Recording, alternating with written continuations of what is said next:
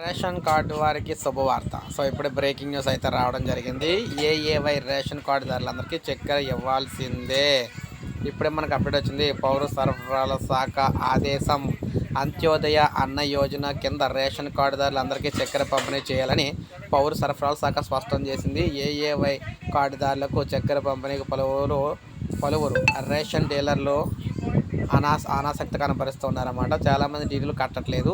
కట్టిన వారిలో కొందరేమో ఇంకా చక్కెర రాలేదంటున్నారు. ఈ విషయంపై రేషన్ దుకాణంలో చక్కెర ఎక్కడ అనే శీర్షిక ఈనాడులో వచ్చింది. దీనికి సంబంధించి స్పందించి పౌర సరఫరాల శాఖ అయితే జిల్లాల వారీగా అవసరమైన చక్కెర తీసుకొని ఏఏవై లబ్ధిదారులకు పంపిణీ చేయాలని ఆదేశాలు అయితే ఇచ్చింది.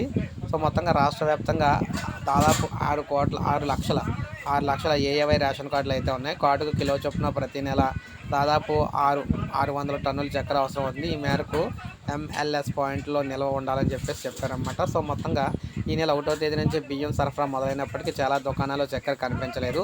కొద్ది రోజుల తర్వాత వస్తుందంటూ డీలర్లు దాట వేస్తున్నారు. బియ్యం, గోధుమలు, చక్కెరలో ఏమిచ్చారనమాట, అంటే చక్కెరలో ఏమిచ్చారు, ఇక్కడ ఎంత ఇచ్చారనేది కార్డుదారులకు డీలర్లు ప్రింట్ అయితే ఇవ్వాలి. చాలా రేషన్ దుకాణాల్లో ప్రింట్ ఇవ్వట్లేదు. కొందరు డీలర్లు బియ్యంతో సరిపెట్టే చక్కెరను అయితే పక్కదారి పట్టిస్తున్నారని ఆరోపణలు కూడా వస్తున్నాయి. సో ముఖ్యంగా చూసుకుంటే ఏవై కార్డుదారులకు సబ్సిడీపై కిలో చక్కెర 13.5కి అందించాలి.